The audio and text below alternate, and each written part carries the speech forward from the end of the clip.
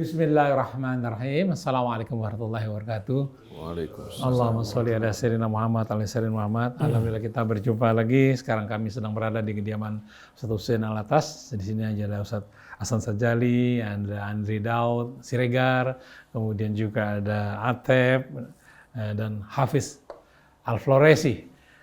Bersama di sini guru kita Ustaz Hussein Alatas dan Ustaz Hamzah Alatas.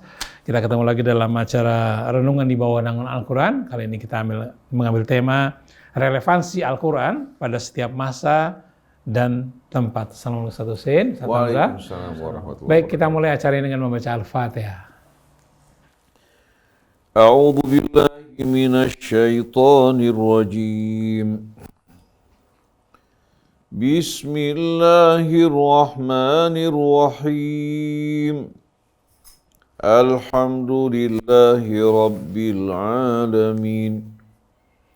Ar-Rahmanir Rahim. Maliki yaumiddin. Iyyaka na'budu wa iyyaka nasta'in. Ihdinas siratal mustaqim. Siratal ladzina an'amta 'alaihim ghairil maghdubi 'alaihim waladdallin.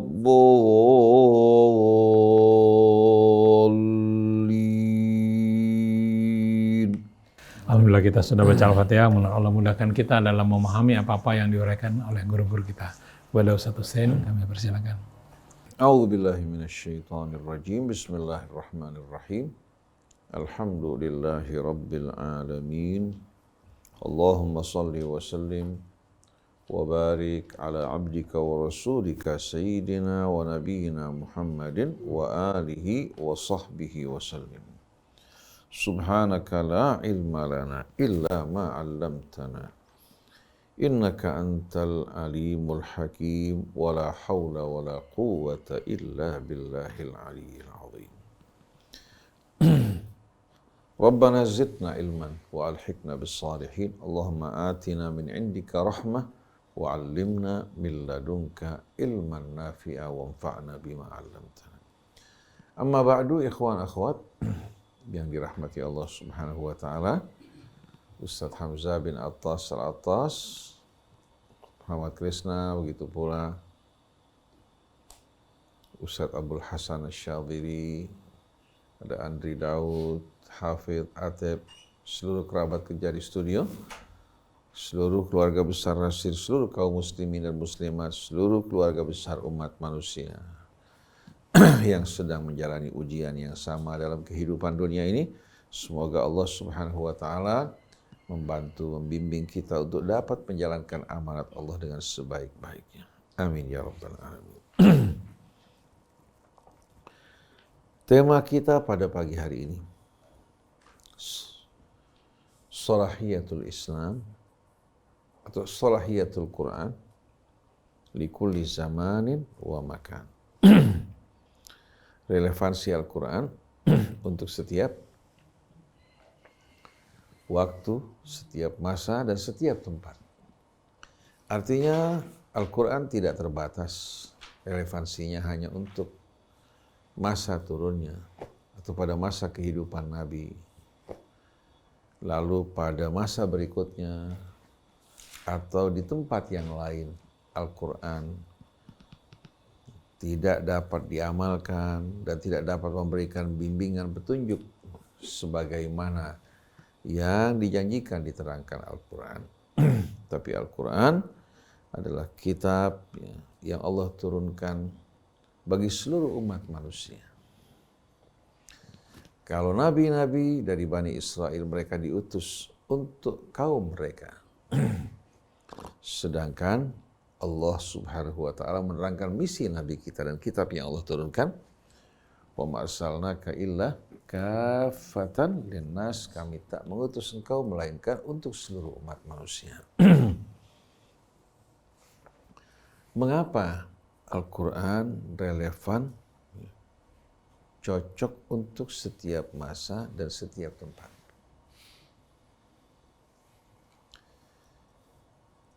Pertama-tama perlu kita fahami bersama bahwa Al-Quran,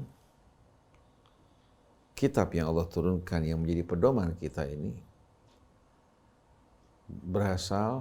bersumber dari ilmu Allah Subhanahu wa Ta'ala.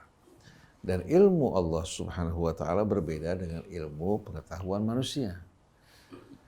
Pengetahuan manusia merupakan hasil usaha. Sedangkan ilmu Allah, ilmu yang menyatu dengan zatnya.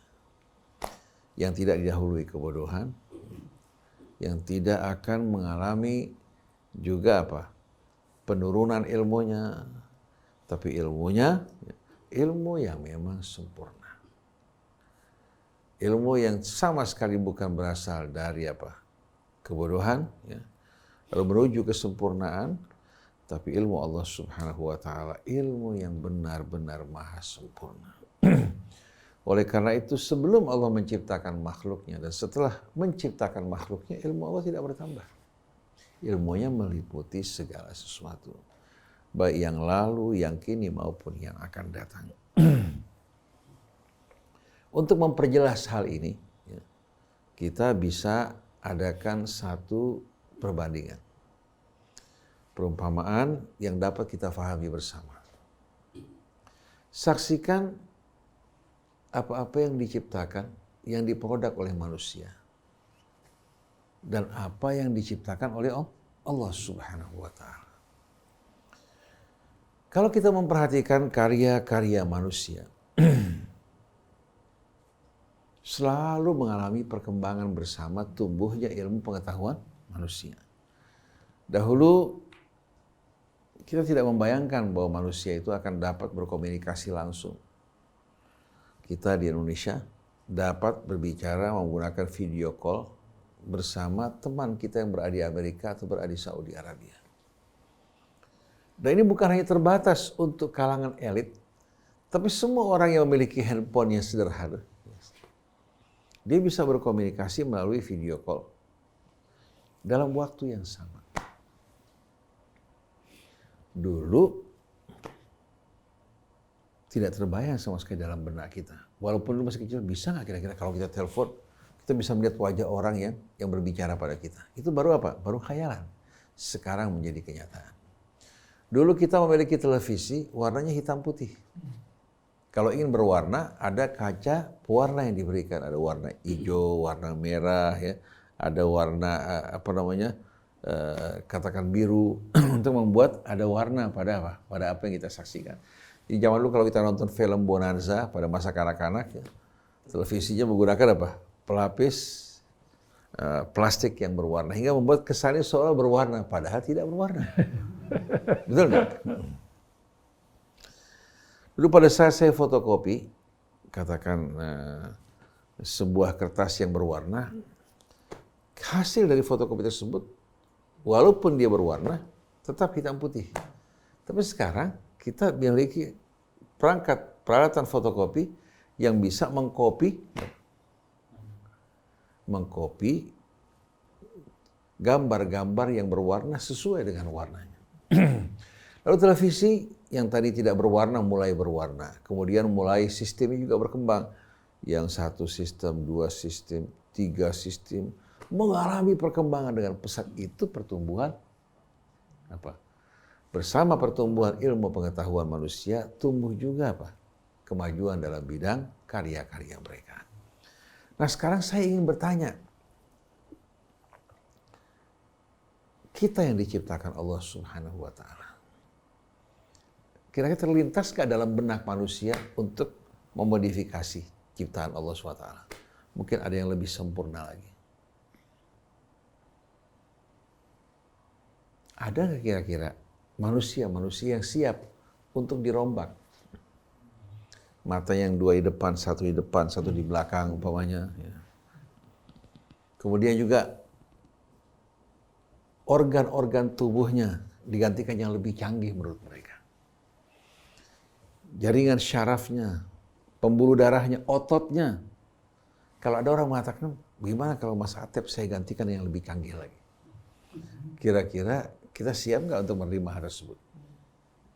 Jangankan yang seperti ini, yang lebih rumit. Gigi saja buatan manusia tidak sebaik gigi yang Allah ciptakan. Betul enggak? Kalau gigi yang dibuat oleh manusia mencontoh gigi manusia, kita rasakan tidak memiliki rasa pada saat menggigit. Betul enggak? Tapi gigi yang Allah Subhanahu wa taala berikan pada kita walaupun satu hilang aja, kita merasakan kejanggalan. Betul enggak? Coba mereka yang menganggap diri mereka ahli, ada enggak yang punya kemampuan untuk mengubah ciptaan Allah ini lebih baik lagi dari sebelumnya? Yang ada manusia justru mencontoh ciptaan Allah. Lahirnya helikopter karena mencontoh capung. Betul enggak? Lahirnya pesawat tempur karena mencontoh mengikuti burung-burung. Dan saya melihat ada robot yang bekerja untuk membersihkan kaca di bangunan-bangunan tinggi. Ternyata robot tersebut dibuat mirip dengan kodok yang bisa melekat di kaca. Ada kodok kan macam-macam. Yang bisa melekat di kaca. Dibuat mirip dengan apa? Dengan pelat tersebut untuk melakukan pembersihan kaca tanpa harus menggunakan tenaga manusia. Jadi kebanyakan produk manusia mencontoh ciptaan Allah Subhanahu wa taala. Ciptaan Allah datang dalam keadaan sempurna. Kalau ada orang katakan kepada pejabat-pejabat tinggi nih, dokter yang canggih mengatakan, mau nggak Pak, kalau saya lakukan perbaikan-perbaikan pada sistem syaraf Anda, saya gantikan dengan fiber optik umpamanya. Kira-kira marah nggak dia? Pasti dia akan marah. Betul nggak? Nah inilah perbedaan antara karya manusia dengan ciptaan Allah. Nah kitab yang Allah turunkan ini Allah sebutkan walaqad ji'nahum bikitabin fassalnahu ala ilmin. Ala ilmina. Kami telah menurunkan bagi mereka sebuah kitab yang kami rincikan, kami uraikan berdasarkan ilmu kami. Beda dengan ilmu kalian. Kalau hukum-hukum, aturan-aturan, undang-undang yang dibuat oleh manusia seringkali mengalami apa? Perubahan. Betul nggak? Mengalami perubahan. Tapi kalau hukum-hukum Allah di langit, di bumi yang berlaku pada tubuh manusia, kita temukan hukum tersebut hukum yang paling sesuai, yang paling baik, yang paling tepat. Oleh karena itu Allah mengajak kita untuk merenung. Ma tara fi khalqir rahmani min tafawut. Engkau tidak akan menjumpai pada ciptaan Allah adanya ketidakseimbangan. Farji'il basara hal tara min futur. Coba kau pandang berulang-ulang. Berkali-kali apakah kamu menjumpai adanya cacat pada ciptaan Allah. Mungkin orang mengatakan, ada anak kecil lahir ke dunia dalam keadaan sumbing, dalam keadaan cacat. Itu bukan dari Allah. Betul, Allah menciptakan dia. Ya. Tapi ada intervensi manusia, di mana sang ibu bisa saja mengkonsumsi obat-obatan yang dilarang. Untuk orang yang hamil, atau merokok, atau minum minuman keras. Jadi sebab terjadinya cacat, karena perbuatan manusia. Ada seorang bapak yang biasa berhubungan dengan wanita di luar, secara bebas wanita pelacur. Ketika dia menggauli istrinya, betul hamil, tapi ternyata anak tersebut disebabkan karena apa? Karena perilaku sang bapak yang tidak baik, ternyata kuman mengenai anak tersebut dalam kandungan. Lahir dalam keadaan cacat, buta, atau lain sebagainya. Tapi semua yang datang dari Allah langsung, laqad khalaqnal insana fi ahsani taqwim. Manusia diciptakan dalam keadaan penuh keseimbangan. Begitu juga ciptaan Allah Subhanahu wa taala langit dan buminya. Alladzi khalaqa fasawwa walladzi qaddara fahada. Dan ini tidak terbantahkan.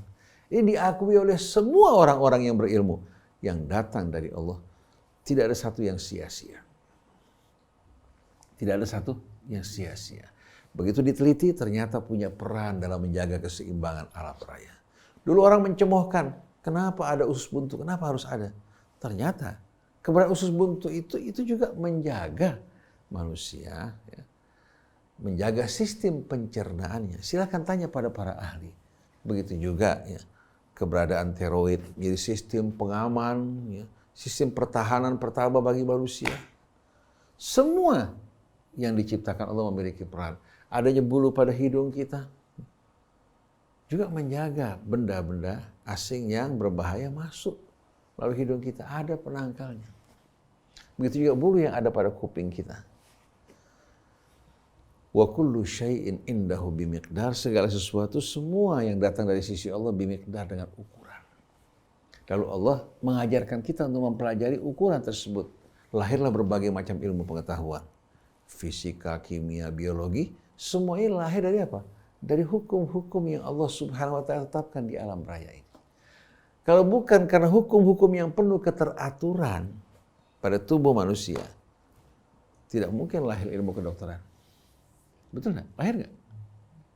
Tapi karena keteraturan, hukumnya begitu jelas, manusia mempelajari hingga melahirkan penemuan-penemuan yang membantu manusia untuk memulihkan kesehatan jantungnya, menghindari dari berbagai macam mara bahaya. Jadi Al-Quran yang datang dari sisi Allah, bukan datang dari Nabi kita atau manusia manapun, tapi datang langsung dari sisi Allah. Kitab ini memiliki relevansi untuk setiap masa dan setiap tempat.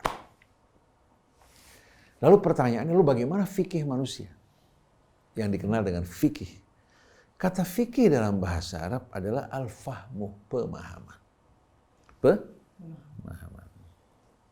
Pemahaman manusia ya, dalam mempelajari teks-teks dan nas-nas agama yang datang dari Allah Subhanahu wa Ta'ala itu terbagi dua. Ada yang sifatnya ya, jelas gamblang, tidak mengandung multi tafsir, itu merupakan syariat yang datang dari Allah. Namanya al-ma'lum minad din bil-darurah, yang diketahui, difahami dalam agama secara darurah, secara aksiomatis. Ada lagi ya, yang melahirkan multi tafsir dalam memahami sesuatu. Nah, prinsip-prinsip pokok-pokok agama kita dijelaskan pada ayat-ayat muhkamat yang tidak ada perbedaan. Sedangkan ada perbedaan-perbedaan dalam sebahagian nasnya. Di mana perbedaan ini sebetulnya melahirkan apa? Melahirkan masukan-masukan yang amat banyak. Memperkaya di hadapan kita jalan-jalan dan solusi-solusi dalam menghadapi berbagai macam keadaan dan kesulitan. Nah, fikih, ya, pemahaman dalam memahami nas ya, melahirkan syariat. Melahirkan syariat, ya. Karena ini merupakan yang difahami dari agama kita tanpa sama sekali apa mengandung multi tafsir. Ini berkaitan dengan pokok-pokok dari ajaran agama kita. Yang kedua, yang mengandung perbedaan. Perbedaan ini bukan perbedaan yang saling berbenturan. Perbedaan ya, yang melahirkan kekayaan solusi, masukan bagi kita. Tinggal kita lihat mana yang paling tepat bagi situasi kondisi yang kita hadapi. Nah, kalau kita berbicara sebagai contoh mengenai sholat. Dalam praktek dan amalan sholat yang berbeda berapa banyak? Mana yang lebih banyak? Yang disepakati atau yang berbeda? Coba perhatikan. Rukun-rukun sholat di antara para ulama berbeda-beda nggak? Tidak kan? Syarat sholat seperti wudhu, ya, berbeda nggak? Kemudian masuknya waktu, ya, coba lihat. Sedangkan yang berbeda amat sedikit. Sholat subuh, perbedaannya antara kunut tidak kunut. Yang satu meletakkan tangan di sini, satu begini, satu begini. Begitu kan? Kemudian bertasyahud. Imam Syafi'i pada saat bertasyahud, asyhadu an la ilaha illallah, sampai selesai. Kalau Abu Hanifah, asyhadu an la ilaha illallah, setelah selesai, satu lagi tidak melakukan. Ini perbedaan-perbedaan yang tidak berat. Tapi yang paling penting dalam sholat itu bukan kita memperdebatkan masalah ini. Kekhusyuan hati kita, kesadaran kita berada di hadapan Allah. Yang bertasyahud menunjukkan jarinya, menunjukkan kepada wahdaniyatullah, keesaan Allah. Yang tidak mau begini karena mereka merasa bahwa tidak perlu orang menunjukkan jarinya. Karena satu, ya, kalau orang salah fahami bisa melahirkan dua. Tapi di hatinya yang bersaksi akan keesaan Allah Subhanahu wa Ta'ala cukup di hatinya. Nah, sekarang kita mau tanya. Kalau kita inventarisir perbedaan-perbedaan yang ada pada praktek sholat dibandingkan dengan rukun-rukun dan syarat yang disepakati, mana yang lebih banyak? Tapi kenapa mata orang kok tertuju pada yang berbeda? Kalau orang kunut dan tidak kunut, apa merusak sholat? Kan tidak. Yang kunut membaca doa, yang meninggalkan dengan alasan menurut kami ini bukan merupakan satu sunnah. Menurut dia, perbedaan pendapat. Walaupun ada hadis-hadis yang menyatakan Nabi kunut pada saat subuh maupun witir, demikian pula pada saat sholat maghrib. Apa umat Islam nggak bisa berlapang dada dalam masalah ini?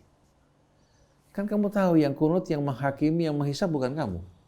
Yang tidak kunut juga, yang menghisab bukan apa? Bukan kita. Masing-masing menghadap ke hadapan Allah dengan hati ikhlas. Perbedaan pendapat ini jangan dibesarkan. Tapi orang yang kerdil, yang hatinya sakit, lebih suka menonjolkan perbedaan. Untuk menciptakan jarak di antara sesama orang-orang yang beriman. Jadi, ayat-ayat Al-Quran yang muhkamat tidak mengandung multitafsir. Tapi ada sebahagian ayat ya, yang sebetulnya melahirkan tafsir ya, dan pemahaman yang meluas.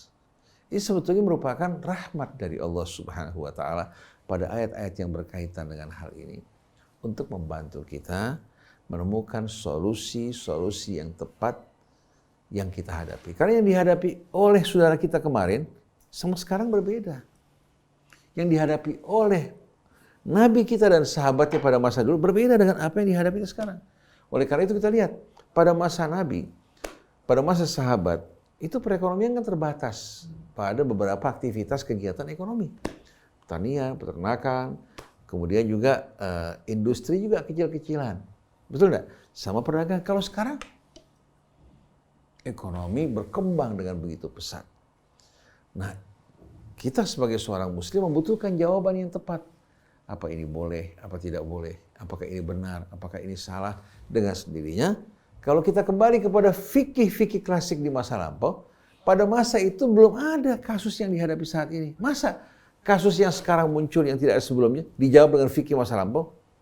Oleh karena itu, jalan yang terbaik kita kembali kepada Al-Quran sebagai kitab suci yang Allah jamin kebenarannya dan tidak terdapat keraguan di dalamnya sedikit pun, dan kitab ini yang bersumber dari ilmu Allah tidak dibatasi oleh dimensi ruang dan waktu. Oleh karena itu Allah berfirman, ma farratna fil kitabi min syai', kami tidak mengabaikan sesuatu sekecil apapun dalam Alkitab. Allah telah berurutkan dalam Alkitab ini apa yang dibutuhkan manusia dalam hidupnya. Adapun yang tidak diterangkan oleh Allah itu merupakan keluasan seperti yang Nabi bilang, apa yang aku perintahkan, laksanakan dengan sungguh-sungguh. Apa yang aku tinggalkan, jauhkan dengan sungguh-sungguh, semaksimal kemampuan kalian. Apa yang aku diamkan, yang aku tidak bicarakan, itu merupakan keluasan dari Allah dan rahmat daripadanya, bukan karena lupa. Jadi keluasan yang Allah berikan pada kita, jangan justru kita salah fahami. Allah berfirman, yuridullah bikumul yusra, wala yuridu bikumul usra. Waktu orang pergi ke tanah suci, pada zaman dulu naik keledai, naik onta, naik kuda. Betul enggak? Lalu bagaimana kira-kira orang yang berkendaraan naik mobil? Dari tempat jauh naik pesawat. Ini nggak dibahas pada zaman dulu. Apa kita akan mengatakan naik pesawat pergi haji bid'ah? Naik pesawat pergi umrah bid'ah. Ini kan merupakan jawaban orang yang tidak memahami maqasid asy-syariah al-islamiyah, maksud-maksud dari syariat Islam. Di dalam hal ini perlu kita fahami bahwa kitab suci Allah Subhanahu wa Ta'ala bersumber dari ilmu Allah yang meliputi segala sesuatu.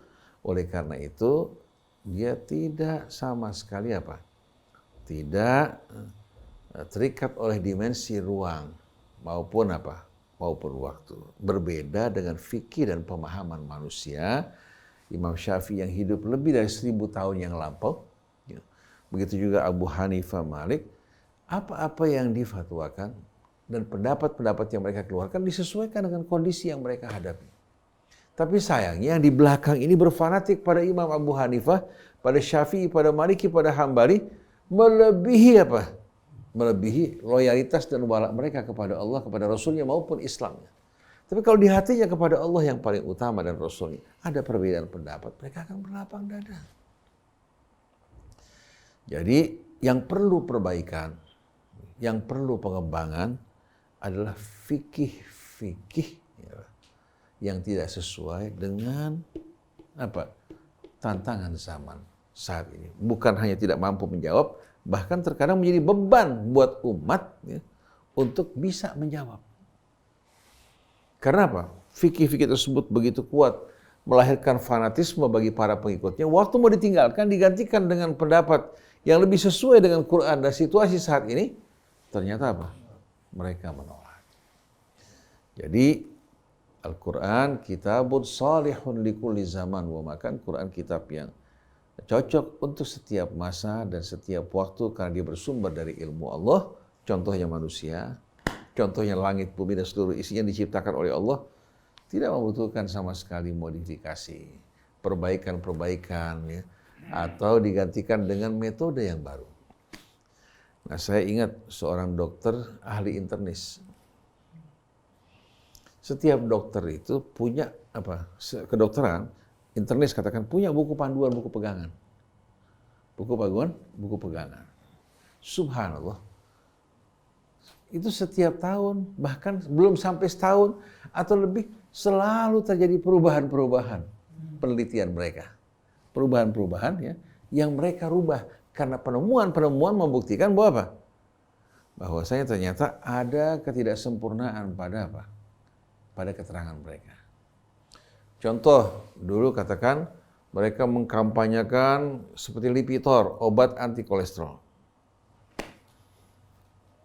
Begitu mereka menemukan, bersyukur yang luar biasa karena ternyata obat ini mampu untuk menekan kadar kolesterol pada tubuhnya.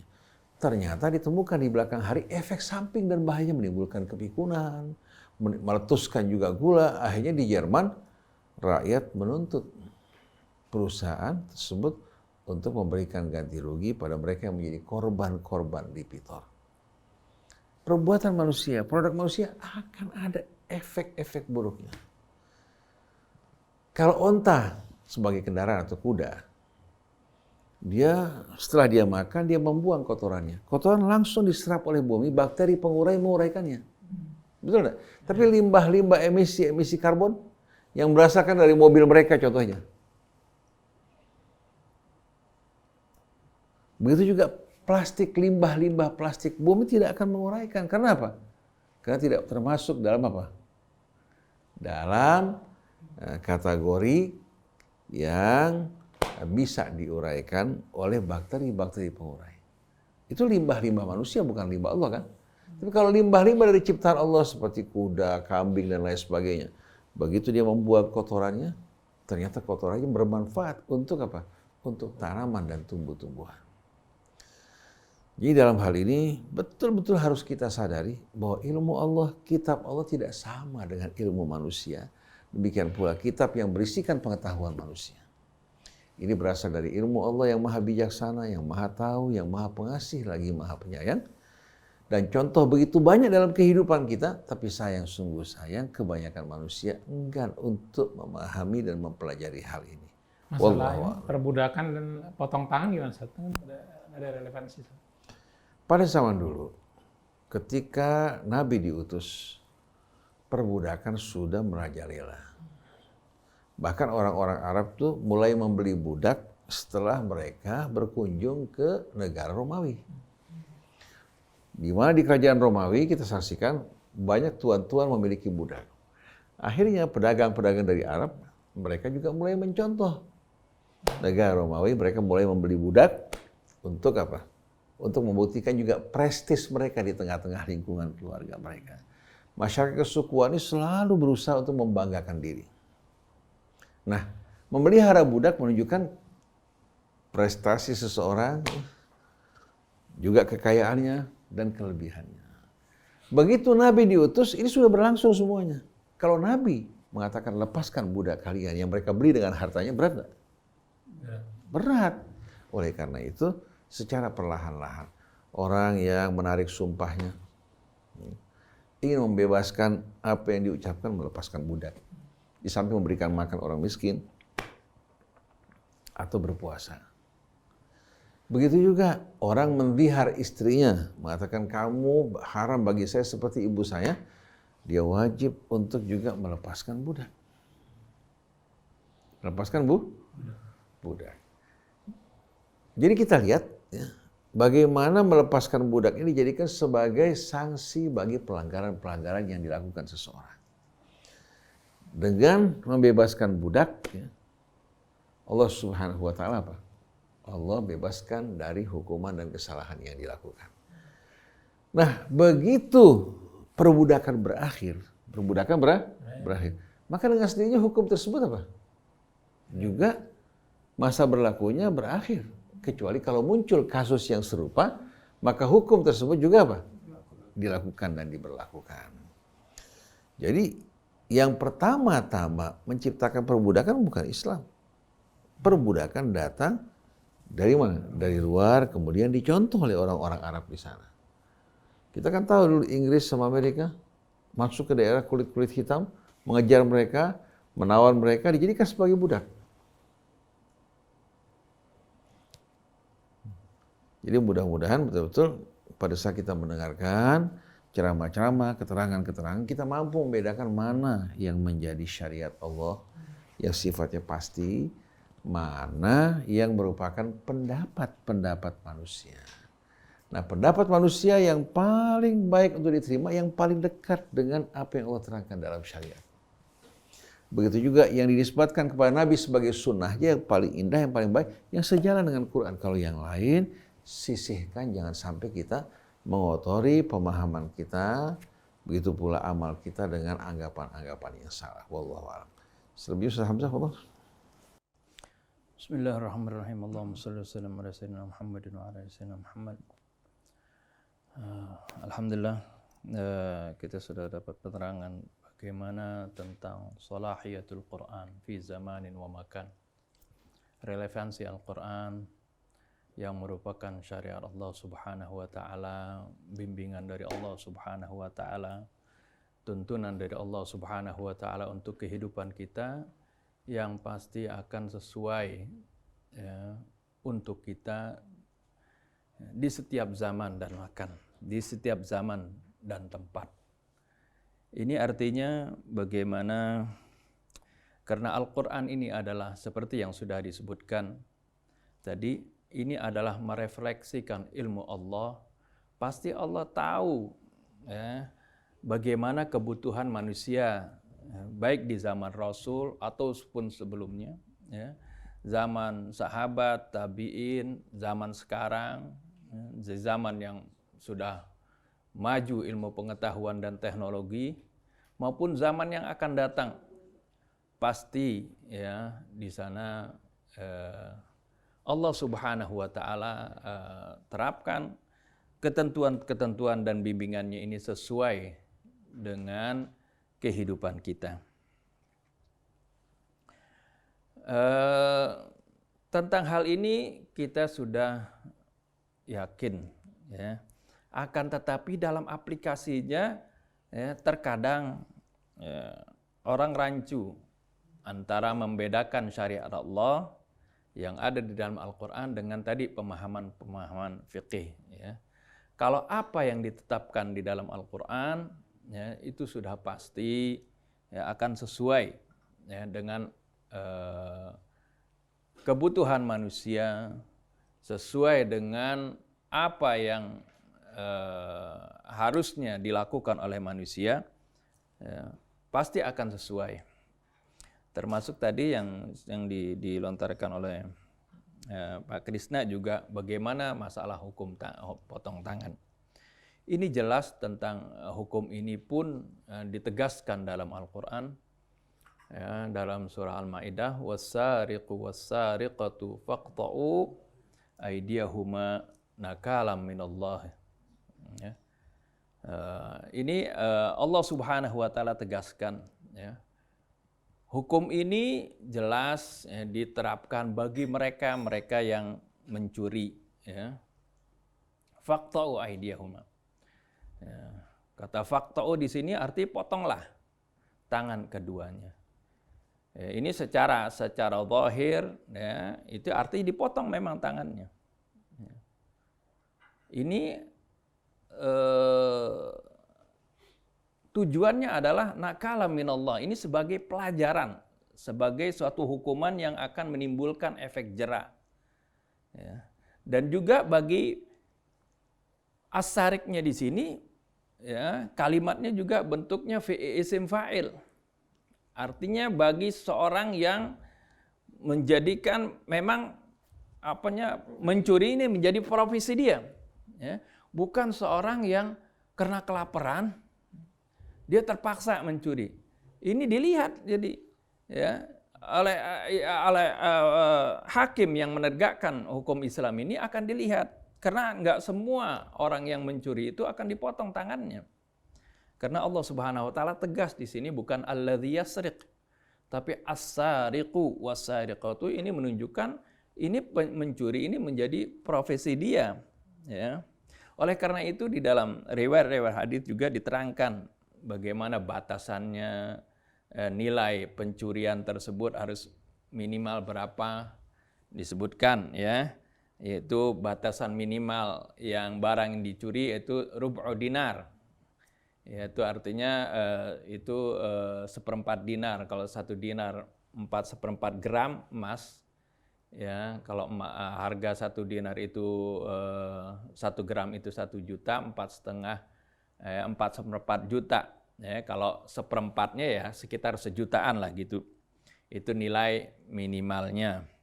Dan juga barang yang dicuri itu adalah sesuatu yang memang disimpan, ya, bukan orang geletakin duitnya sembarangan, ya, itu dicuri kemudian dihukum itu pencuri, tidak. Yang ketiga syaratnya, ya, pencurian itu terjadi bukan saat orang lagi pada susah, ya, orang kelaparan, ya, kemudian dia mencuri akhirnya dia dihukum potong tangan, tidak. Zaman Sayyidina Umar pun ketika terjadi paceklik, ya, pernah Sayyidina Umar membekukan hukum ini. Artinya tidak dilaksanakan. Bahkan ada kejadian seorang, ya, pengembala, dia karena kelaparan rupanya dicuri itu gembala itunya salah satu kambing tuannya dipotong untuk dia makan. Ketika ditangkap ini, diadukan oleh tuannya, ini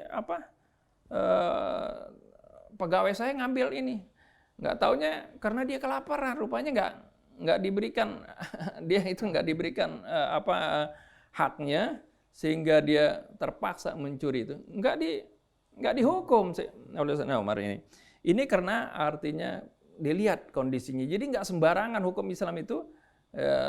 Jangan melihat satu segi tapi tidak dilihat dari segi yang lain ketika menerapkannya. Juga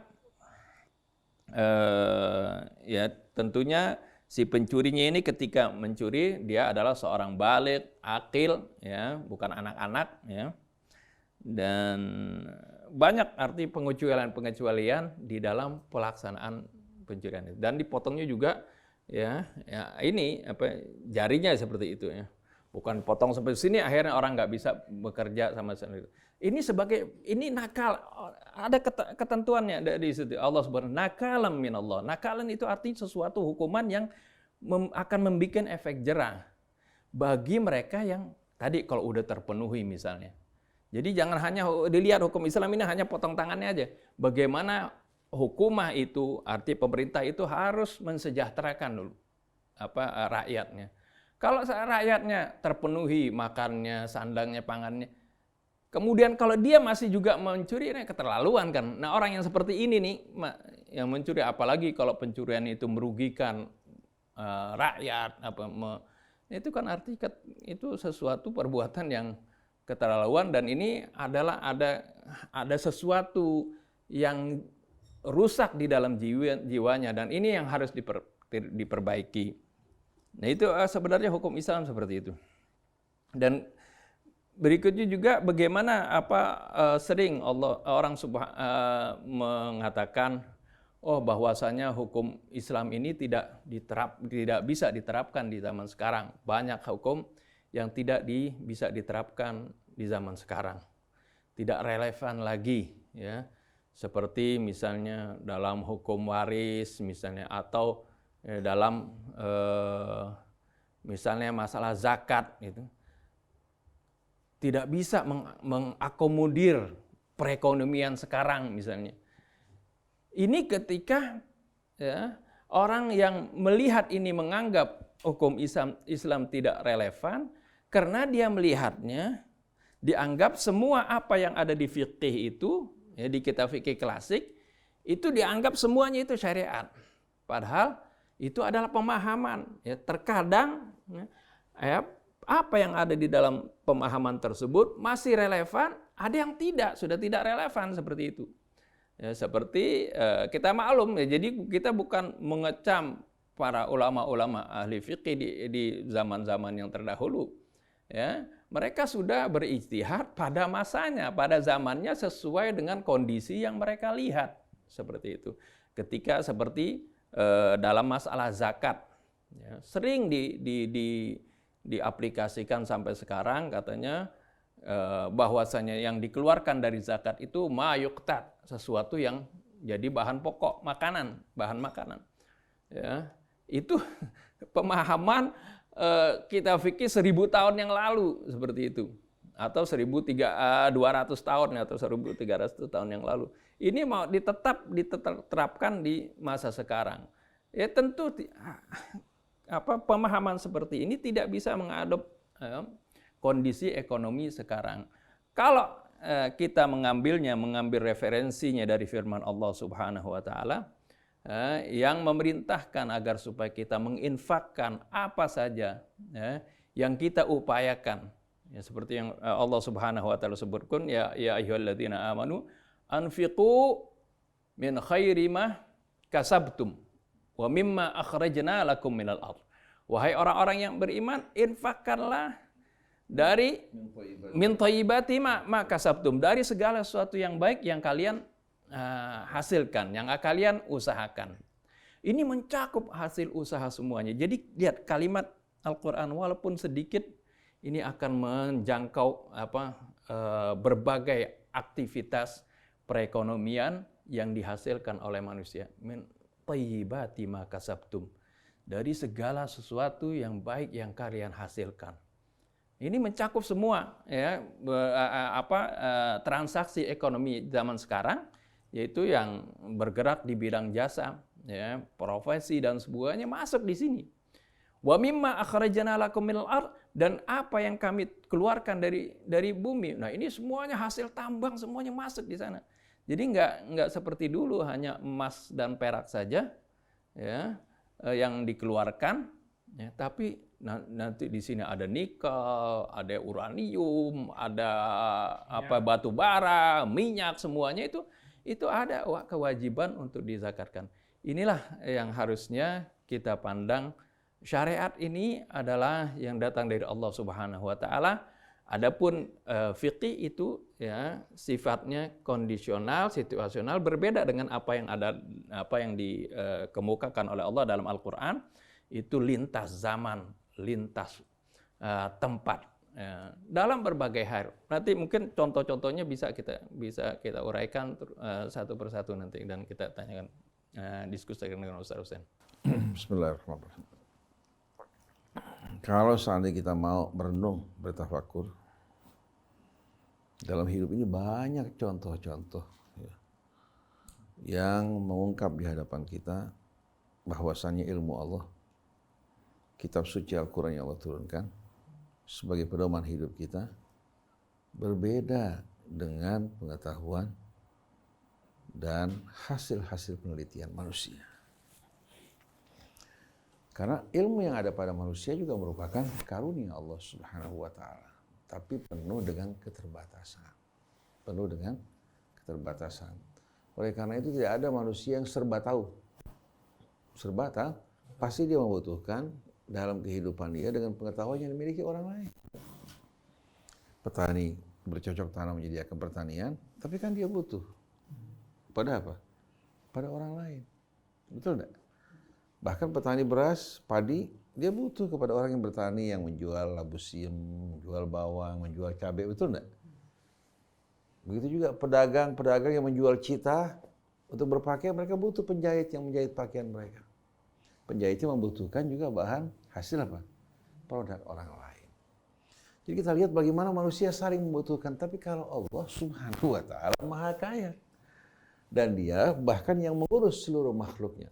Kalau seandainya ilmu Allah tidak sempurna, sama dengan ilmu pengetahuan manusia, kita bisa bayangkan alam raya ini yang tegak dengan begitu menakjubkan, bagaimana mungkin dapat berjalan, ya, beroperasi dengan penuh keseimbangan. Tapi karena yang mengoperasikannya, yang menjaganya, yang memeliharanya, Rabbus samawati wal ard, Rabb, penguasa langit dan bumi, yang begitu besar diurus oleh Allah, apalagi hanya urusan manusia. Saya kalau membayangkan, sekian banyak orang memohon bantuan, setiap bulan mesti kita bantu, saya berpikir, ya Allah, perasaan hal seperti ini berat betul kan? Berat betul untuk memenuhi mereka yang punya kebutuhan. Lalu saya bayangkan Allah yang menciptakan alam raya, menciptakan makhluk-makhluknya, menyediakan bagi mereka semua kebutuhan mereka. Bukan hanya manusia, serangga pun disediakan. Sampai terkadang kita ngorek sisa makanan di gigi kita, kita buang, kita nggak perhatikan. Tahu nggak lama kemudian semut beramai-ramai menjadikan itu sebagai apa? Sebagai hidangan utama. Mereka bawa ke keluarga mereka, dimakan di antara mereka. Jadi kita lihat bagaimana ilmu Allah yang maha luas, kasih sayangnya, kekuasaannya, yang meliputi segala sesuatu, yang memelihara alam raya dan seluruh isinya. Dan semuanya memuji Tuhan mereka. Semuanya mentasbihkan dan mensucikannya. Tidak ada kesombongan dalam benak mereka sedikit pun. Jangan kita anggap hanya manusia, ya, jin, ya, yang bagaimana? Yang bertasbih. Alam raya seluruhnya bertasbih. Sabbahalillahi ma fis samawati wa ma fil ard wa huwal azizul hakim. Kalau alam raya langit bumi yang begitu dahsyat bertasbih, mensucikan dan mengagungkan Allah, lalu patut tidak kita menyombongkan diri, makhluk yang kerdil tinggal dalam bumi yang begitu kecil di tengah-tengah alam raya. Kalau kita menyombongkan di hadapan Allah, mengatakan bahwa kita punya Allah yang kau berikan untuk kami tidak relevan. Kita saja dalam kebutuhan kita sehari-hari, puluhan tahun, bekerjanya jantung kita, paru-paru kita, siapa yang mengoperasikan? Allah. Apa masih sombong? Patut kita membanggakan diri, menyombongkan diri. Nah, ini semua mengingkari kitab Allah. Kemudian beralasan bahwa kitab ini tidak relevan, diturunkan pada masa-masa yang primitif, untuk saat ini tidak cocok lagi. Terbukti aturan yang terdapat dalam Al-Quran, aturan yang terbaik. Pemotongan tangan sebagai contoh. Tidak dilakukan kecuali pada orang yang profesinya mencuri, seperti Ustaz katakan. Oleh karena itu orang kalau mencuri pertama, kedua, ketiga biasanya disembunyikan oleh Allah. Satu orang datang pada Sayyidina Umar mengatakan, ya Amirul Mukminin, ini saraktu li awwali marrah, saya baru sekarang mencuri. Dia bilang, kadzabta, bohong. Innallaha la yafdahu li awwali marrah. Allah enggak bakal menyingkap rahasia orang pertama kali. Kemudian di saat dia mencuri, dia lihat kondisinya kalau dia butuh untuk makan, untuk minum, pengobatan keluarga yang terdesak. Maka hududullah, hukuman Allah terhadap pencuri, dibekukan. Nabi mengatakan idra'ul hudud bisyubhat. Jauhkan hukuman ini ya dengan adanya syubhat lapar, syubhat kebutuhan. Betul enggak? Oleh karena itu, kalau seorang datang ke rumah orang menjumpai ada uang geletak di meja, tuanya ke dalam diambil itu uang, dia tidak dikenakan hukuman mencuri. Karena apa? Karena uang yang meletak itu mengundang, memanggil. Dia nggak ada niat untuk mencuri, bukan profesinya. Tapi begitu melihat uang, dia ingat kebutuhan dia, mulai syaitan membisikkan dirinya untuk mencuri. Oleh karena itu, yang dikenakan hukuman harta yang disimpan dengan baik, ya. Kemudian secara halus menyelinap, dia mengambil uang tersebut. Tapi kalau menggunakan kekerasan, merampok atau menodong, hukumannya beda. Bukan hukuman potong tangan lagi. Hukumannya lebih berat. Paham nggak? Seperti hukuman orang berzina sama memperkosa. Beda. Yang berzina dikenakan 100 kali cambukan, kalau memperkosa bisa mati hukumannya. Karena bukan suka sama suka. Satu orang yang ingin menjaga kesucian diperkosa, ya, maka dengan sendirinya yang melakukan perbuatan ini bukan hanya mencederai kehormatannya, bisa menimbulkan trauma hingga mati. Maka hukumannya mati buat orang seperti ini. Namanya hukumannya hukuman hirabah dan ifsad fil ard, melakukan kerusakan di muka bumi. Jadi ketika Allah menghukum seorang pencuri yang profesinya mencuri, kenapa? Karena orang ini bersenang-senang mencari keuntungan dari penderitaan orang lain. Sekali waktu saya pernah menyaksikan seorang ibu-ibu yang berdagang sayur. Melayani masyarakat. Nggak harus pergi ke pasar. Mereka berangkat tengah malam. Kemudian pakai becak, saya ingat pada saat becak masih banyak, dia bawa becak masuk ke Gang Al-Karomah. Lalu, ya habis sebelum subuh tuh disediain sayuran semua. Setelah sholat, dia mulai dagang sayur. Dari mulai subuh dagang sayur sampai kira-kira pukul 7. Sudah hampir habis, uang ditaruh di ikatan kainnya. Tahu ada orang nyelinap mengambil itu uang. Ini perempuan menangis terseduh, sudah modalnya habis. Dia capek susah payah dari mulai pagi, melayani masyarakat, ada orang yang tega mengambil uang. Begitu ketahuan itu orang pencuri, maka orang tersebut dikenakan hukuman potong tangan untuk menimbulkan efek jerah bagi yang lain. Kalau gunakan kata nakal, untuk menimbulkan efek jerah. Itu kata nakal dalam bahasa Indonesia diambil kata itu. Nakalan bagi orang yang nakal. Jadi antum lihat, kasus pemotongan tangan pada masa Nabi hampir katanya tidak ada. Tidak ada ya? Begitu ada hukuman seperti ini, orang takut. Orang takut. Begitu juga kasus perzinaan. Kalau orang yang berzina dicambuk sebanyak 100 kali, coba tunjukkan pada masa Nabi berapa kali kejadian pencambukan. Coba lihat. Kemudian kalau ada seseorang mengatakan fulan berzina, dia nggak mampu menghadirkan 4 orang saksi, yang dihukum bukan yang dituduh, yang dihukum yang fitnah.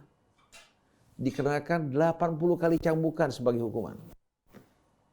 Karena dia mencederai kehormatan saudaranya. Bukan justru mereka datang pada yang dituduh untuk membuktikan bahwa dia tidak melakukan. Tapi yang menuduh yang harus membuktikan. Mana saksi-saksi kamu? Kalau saksinya 3, walaupun 3 ulama dipakai. Kurang 1 kan? Kurang 1. Yang dihukum saksinya.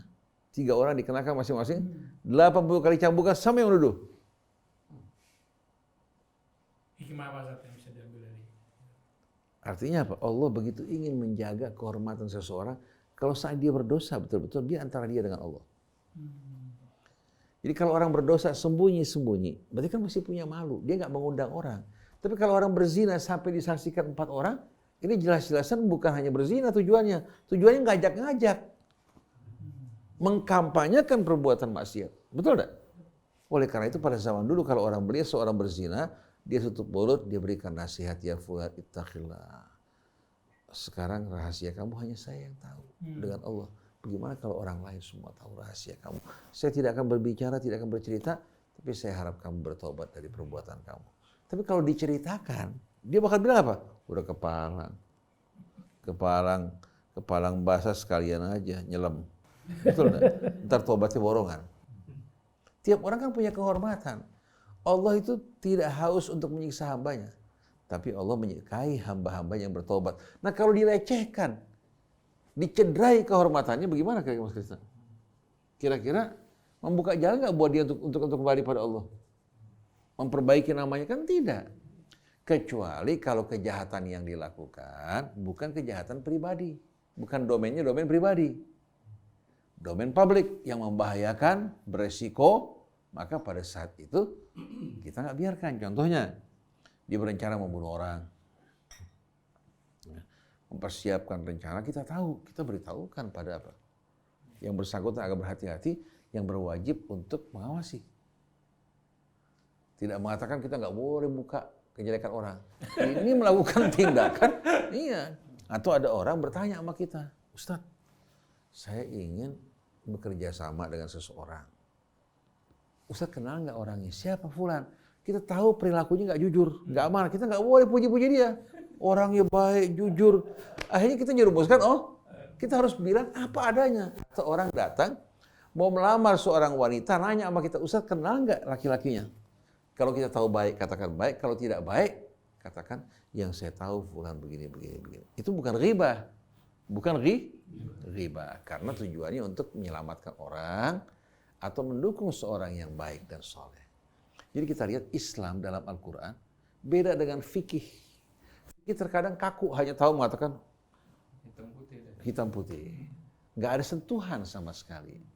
Nah, Al-Quran selalu mempertimbangkan keadilan. Saya dengar dari seorang ahli hukum mengatakan, kalau hukum ditegakkan, akan muncul ketidakadilan. Sebagaimana seorang kalau mencuri, beberapa butir coklat, dibawa ke polisi dihukum. Kalau Islam nggak begitu. Dia mengambil 2 butir coklat dari perkebunan orang miskin, atau mengambil beberapa kilo kelapa sawit untuk kebutuhan minyak dia.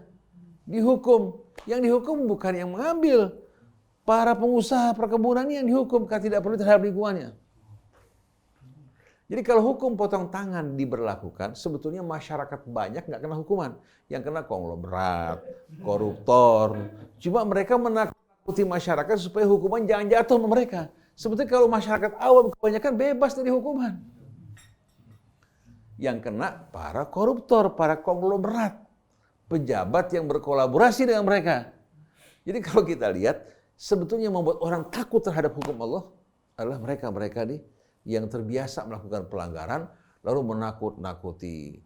Kita jangan bawa hukum-hukum Allah, jangan bawa khilafah dan lain sebagainya. Apa? Karena takut kalau mereka yang kena. Jadi kalau rakyat tahu hukum Allah yang begitu indah, niscaya mereka akan menuntut agar hukum Allah ditegakkan. Kalau perempuan tahu hak-hak perempuan dalam Quran, dalam Islam begitu indah, mereka bakal minta supaya orang mengamalkan Quran. Tapi sayangnya banyak yang buta mengenai Islam.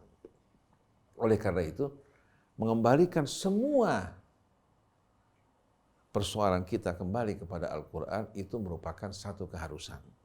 Lalu kalau awam tidak tahu, ulama harus mensosialisasikan Al-Quran. Jangan pelajaran fikih lebih diutamakan, tapi nggak berhubungan dengan Allah Subhanahu Wa Taala. Alasannya yang dalam fikih semua merupakan apa yang berasal dari Quran. Apa betul? Banyak fikih-fikih yang bertentangan dengan Quran. Contohnya, Quran apabila seorang laki-laki menceraikan istrinya harus menceraikan pada masa haid, pada masa suci sebelum digauli. Kalau diceraikan pada masa haid, kalau diceraikan pada masa suci setelah digauli, maka dianggap cerainya tidak pada tempatnya. Quran sebetulnya menjelaskan hal ini dalam bentuk larangan yang tegas tidak melakukan. Dan yang melakukan diperintahkan untuk menarik kembali. Tapi ternyata fikih mengatakan bahwa cerainya sah cuma bid'ah. Cerainya sah cuma bid'ah. Nah kalau bid'ah kan nggak diterima. Katanya bolalah. Allah mengatakan ya ayuhan nabiyyu idza talaqtumun nisa fatalliquhunna li'iddatihin. Kalau kalian menceraikan istri kalian, ceraikan mereka pada saat mereka dapat memulai iddahnya. Itu saat suci sebelum digauli. Adapun kalau haid nggak bisa mulai iddah. Kalau suci tapi pernah digauli oleh suaminya tidak bisa memulai iddah. Oleh karena itu orang menceraikan wanita tidak setiap saat dapat melakukan. Tunggu dan dilihat. Jangan hanya karena dorongan emosi sesaat diceraikan istrinya. Waktu menikah mengikuti proses yang begitu susah, cerai. Yang menimbulkan korban dengan gampang orang menceraikan istrinya. Lalu bawa hadis palsu, ada 3 hal, seriusnya serius, guraunya serius. Salatun jidduhunna jidd, Iya. wa hazalahunna jidd. Iya. Salatun jidduhunna jiddun, wa hazluhunna jiddun. Itu apa?